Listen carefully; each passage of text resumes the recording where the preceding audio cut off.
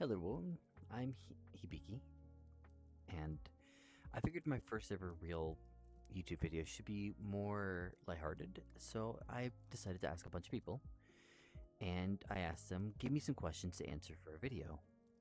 So this is going to be a compilation of some of these questions. Now, I did get a couple of repeat questions, or questions that were kind of fit in the same category, so I will be kind of combining those questions.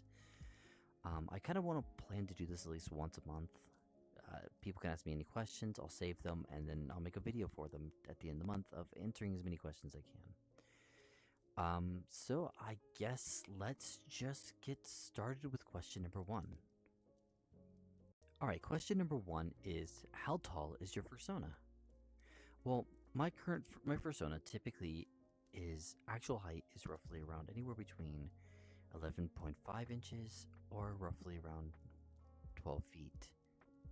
So anywhere around there is about right for my fursona. Now, how tall do I keep my fursona in like VR chat and games like that? I roughly keep them about the same height as myself because they and myself are the same. So if you meet me at a con, you're going to see me about the same height I am in VR chat. So that height would be roughly 6 foot. So I kind of fluctuate a little bit, 6'1", 5'11" in VR chats. Sometimes I don't exactly remember what numbers mean what, but that's how tall Hibiki is, and it's how tall I am. So, kind of hope that answers the question.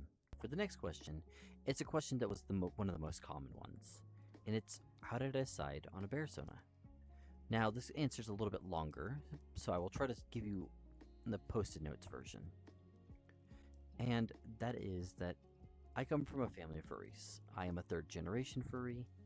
So that means my grandmother and my father were both furries. So I've kind of picked one based on a family tradition. It's kind of like a family tradition is we will have a weird dream and we'll just be all alone and we'll see an animal. When I was younger, I ended up seeing 2 bears. I told my grandmother this, and she smiled and said that'd be lovely, and she helped me design my first ever version of Hibiki, which was more closer to a brown bear than it was, well, a peach bear. But over time, I ended up loving peaches so much, they kind of nicknamed me that growing up, so I ended up adapting that into my fursona.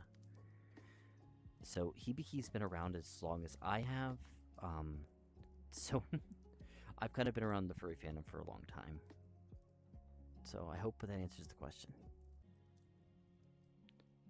Alright, this next question is a little bit more in depth, so I'm going to break it down into multiple parts. With the first part being, am I happy where I'm at right now? If so, why? If not, why? And to tell you the truth, I'm not exactly happy with where I'm at right now. And it's nothing like negative or anything like that. It's not like, oh, I don't have a good life. It's more of, I'm coming to the life terms where I'm starting to get better. And I'm dealing with things that I'm not exactly used to dealing with. I have a wonderful partner. And both my partners make me feel extremely happy. And I can get a little bit greedy or overprotective of them. And there'll be times where I get a little more aggressive than I need to be, and that's not okay. There are times that, yes, it makes sense to be like this, but there's times there's not meant to be like this. I had a big fight with someone not too long ago, and unfortunately, because I let my emotions get a hold of me, something that could have been just a simple conversation ended up into a huge nasty fight and started a lot of drama. And that's partially my fault. So I'm not exactly happy where I'm at right now because I'm still making these mistakes. I went to school to be a therapist, and I still make these mistakes. I understand how emotions work, but the problem is it's a little bit harder for me to control my own. It's something I'm still working on, still something I'm trying to get better with, and I hope to be better with it. So, the next question I got was, do I have any goals in mind? And I do. I would like to open up at least a clinic of some sort. Even if it's just a VR clinic. I would like to actually get licensed properly to open up a VR clinic. I find that when people talk in VR, they're able to be more open, especially because they get to choose what they look like and they get to choose the space that they want. They feel more safe in the spaces like that, especially if they have the control of the world. Because it allows them to, if they need to, they can just remove themselves from a situation that they're not comfortable with yet. But I've not had a client just do that. I've had more clients talk to me about it.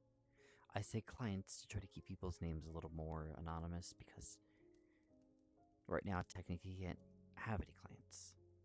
But I can definitely help out friends. And sometimes strangers who just want to talk.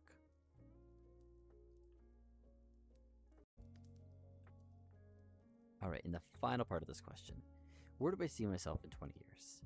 Well, I see myself with my dream. My dream is not too hard to achieve. It's something I want to achieve. So, as long as I keep pushing towards it, I feel like I can get that dream. I feel like both my partners and I in 20 years will be together. We'll be living in a house. And if everything goes right, maybe with a family of our own. So, I'm going to push for my future that I want. And I hope to have everyone here still with me.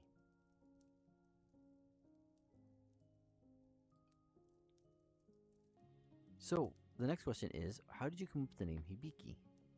Well, this character has gone through quite a few different names over the years, but I stuck with Hibiki due to a game series I played. Anyone who recognizes the Persona series may also recognize the game called Devil Survivors 2.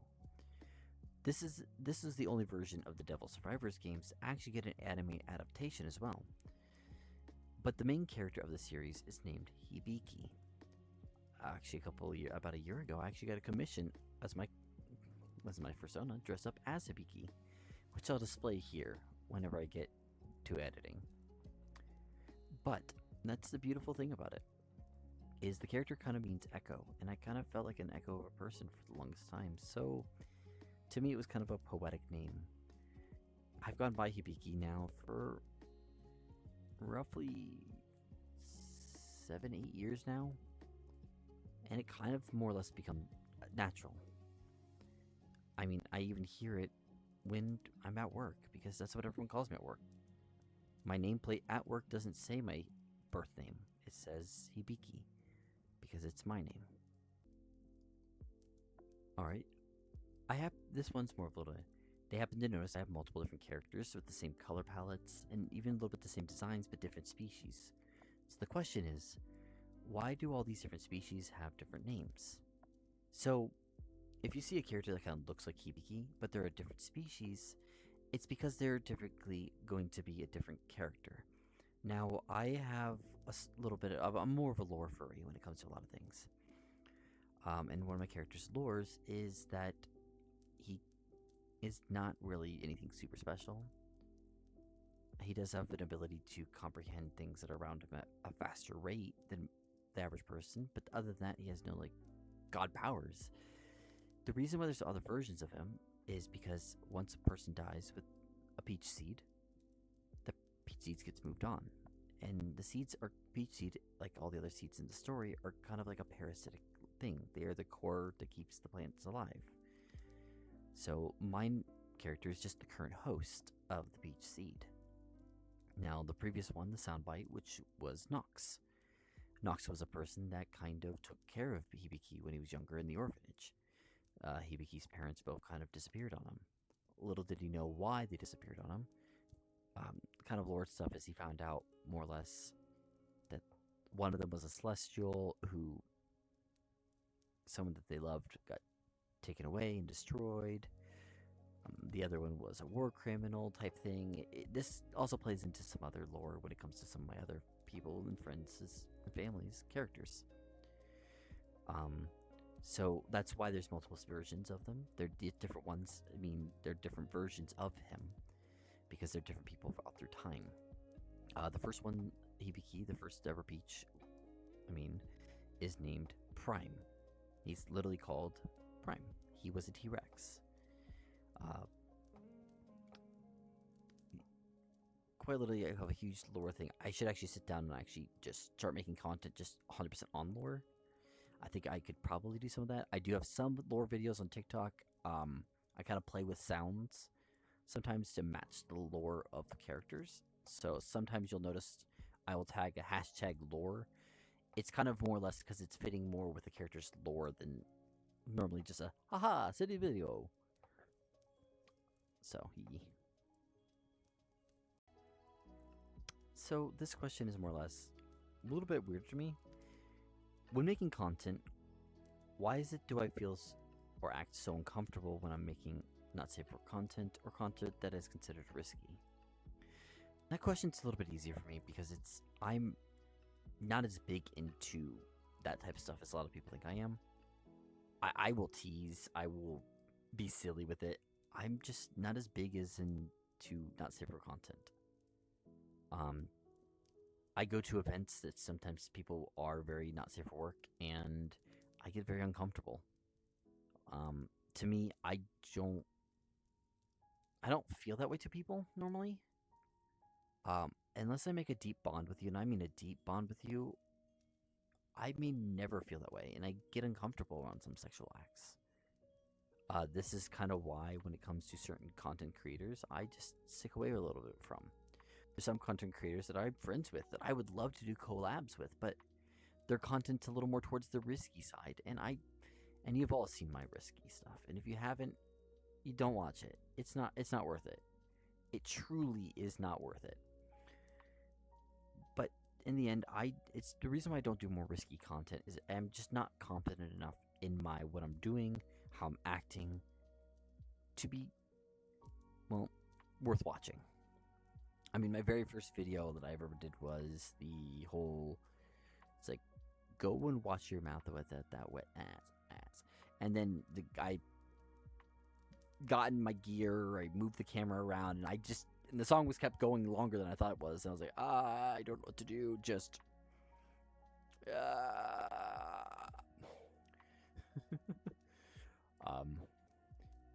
just someone that's not always used to holding the leash. I guess when it comes into a hierarchy mentally, I'm not the one in charge, but I'm not the one at the bottom either. I'm typically the neutral one. I'm more like an enforcer. I don't know. To me, it's just weird.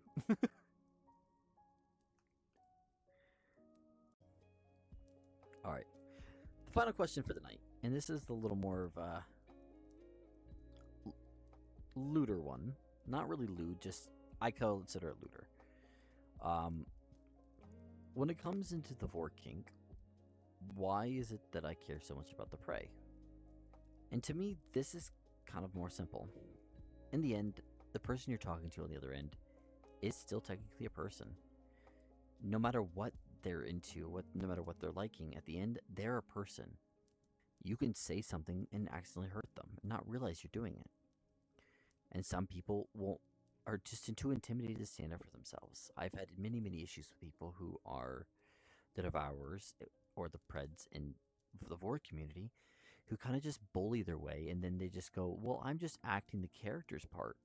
And it kind of always bugs me when people default to that, because it's like, but I've had some of these people come up to me crying because they got their feelings hurt and they felt like they had no choice in the situation.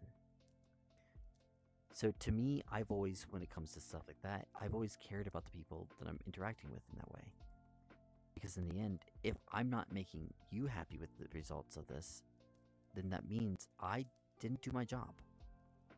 When it comes to any kind of relationship, when it comes to just something casual, as in just the Vor, when it comes into something more like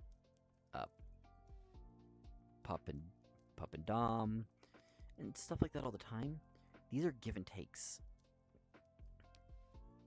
One person gives,